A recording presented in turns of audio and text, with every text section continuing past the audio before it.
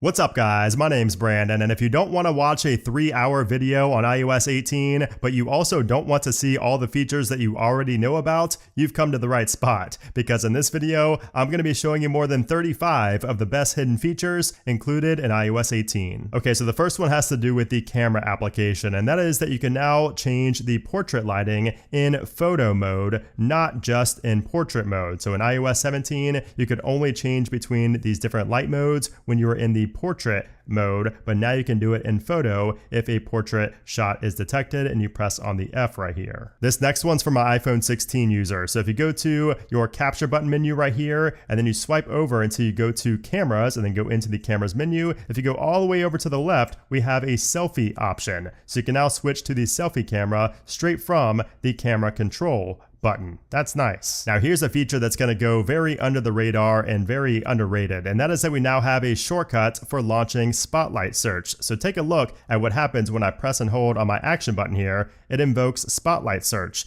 And you may be wondering, well, can't you just do that from swiping down right here? Yeah, but what if you're in Safari, for example, or what if you're in, music, for example? You can't really access the Spotlight search, but now if I happen to press right here, I can invoke Spotlight search without having to go out of that application. And that is nice, but the feature here is inside the shortcuts application. So it's a new action that's called search. So all you have to do is go into your actions and then search for search, and it says open search and performs a search for the specified text. And you'll have to let me know how many times I just said search in one sentence. And then I just set my action button to be on shortcuts and to launch the shortcut that I just made with search. And you could also map this to the lock screen controls if you want to as well. But that's a nice new feature that's also in 18.1. But wait, we also have one for Control Center. So if we go ahead and press on my action button, I can invoke the Control Center as well, because that's another new action here with iOS 18. Also in iOS 18, you can now send images up to 100 megabytes at full resolution in iMessage. So for some reason, this was not a thing before, but now with iOS 18, it is. Also in messages, if you tap on the plus to the left right here and go to send later, if you schedule a message, but maybe your phone is turned off or you're in airplane mode or you don't have signal, that message will still be delivered at the time and date that you selected, because that message waits on the iMessage servers until the scheduled date and time. Also in iOS 18, you can now change how a link appears in your message thread. So if you tap on a link, you can see you can now convert to text link and also customize. And if you go to customize, you can choose between different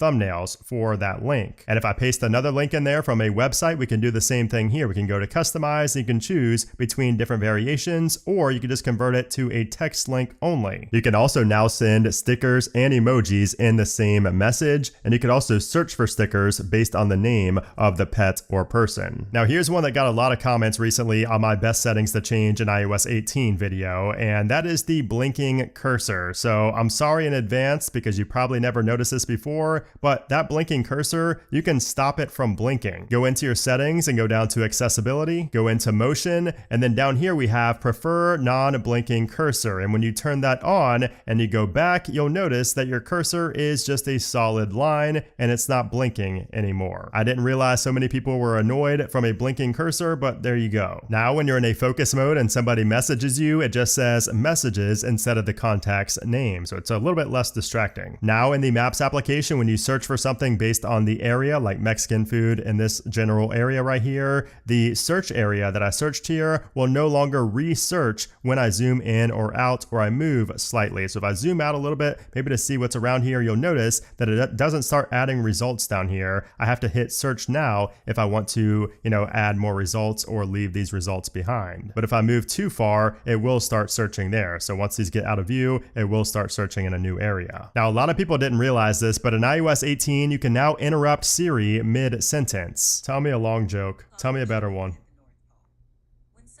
So you can see that you can interrupt Siri mid-sentence, but if you don't like that, you can change that in your settings. And if you go to accessibility, and then down here we have require Siri for interruptions. So if you don't want to be able to interrupt Siri, you can turn that off so that you need to say Siri or Hey Yes in order to interrupt. So you know how you can record voice notes in the Notes application? Well, did you know that you could also do it while your phone is locked? So if you lock your phone while you're recording a voice note, it will continue recording. In the Voice Memos application, you can easily replace words and sentences in a recording. So if you go into the recording right here, you'll notice that the first word down here is replace. So all you have to do is set this playhead at the part that you want to replace what comes after that, and it will record over it automatically. So if I tap on replace, you can see that it turns red, and now it replaces those, wave lines with however I'm talking now, and it overwrites the existing recording. And then you get the option to save it as a new recording if you want. And this isn't really hidden, but a lot of people overlook it. You could also add voice memos to your lock screen as a toggle, and if you haptic press on that, it will just start recording right away, and you get this really nice animation up here out of the dynamic island straight from your lock screen. So that can also be very convenient. And the Photos app, you can now add or remove existing albums inside of folders. So I have this, album here inside of a folder. If I haptic press on that, you can see I can remove from folder now. Before, you could not do that. You only had the option to delete the album. Also in the Photos app, if you swipe up on a photo that's inside of an album or albums, it will show all the albums it's included in down at the bottom. And if you just added a photo to an album and you want to add another photo to the album, the next time that you haptic press on a photo, it will prompt you to add to that specific album instead of having to go to add to album and tap on it and do that whole process every single time. If you edit a photo with a lot of different changes here and you go to copy those edits, you'll see that we have a new option here for adaptive copy. And this is probably going to be the optimal setting for most people to have selected, because it says that this will automatically detect certain image conditions and adapt adjustments to match the perceived exposure and white balance of this image if possible. And this only applies when you have adjust selected right here. And now when I go to paste those edits, it will look a lot better because that was adaptive. And you can see that it looks pretty much the same as the previous one. If you have an Apple Intelligence device and you go to the cleanup feature and you circle a face, it will automatically blur it and say safety filter applied. You can now change an app to a widget without leaving the home screen. So just haptic press on the application and you'll see this little pop-up right here, and you can turn it into a widget just from simply tapping on any of those icons based on the size that you want. So this only comes in one size, but you can see how it works there. With iOS 18.1, you can now create a better connectivity platter. So before, we were just stuck with this platter right here for our Wi-Fi and VPN, but now they have standalone toggles, so you can create your own little widget here. You can now remove multiple songs from a playlist at one time by simply tapping on the circle right here, and you can remove them all at one time. You can now share a podcast at a specific time. So if you go to share episode and you go to from start, you can now choose from the timestamp that you were at, and then you can send it to somebody and they will only listen to it from that point on. In the Books application, we can finally adjust the margin. So if you go to the themes and settings section and then go to customize and then go to customize under layout options, you'll see that we now have margins. So we can adjust those in the default Books app now. If you just went deep in the settings, you can now access your recent paths straight from the settings search bar. So if you go to search right here, it will show you your recents. So for example, I was in text message forwarding. It can take me all the way to that section in settings with a simple tap. We now have T9 dialing in the phone application. So if I wanted to type out Apple, I could just do that right there. In the Files application, if you want to save something for offline use, you can just tap and hold and then go to keep downloaded, and it will keep it downloaded for offline use. In the Passwords application, you can now share sign in with Apple logins with groups. In the calendar, you can pinch to change the size of the calendar view, and the next time you go into the calendar, it will stay at whatever you had it set to last. There's two new background sounds, and you can access these by tapping on the little ear icon in the control center, and we have background sounds right here, and the new ones are night and fire. And by the way, the ear is called hearing if you want to add it to your control center. In the home application, you can now change what your default home hub is. So you have automatic selection enabled by default, but if you deselect that, you can choose what your preferred home hub is in your smart home. If you have an SSD or any type of external drive connected to your device, you can now format that drive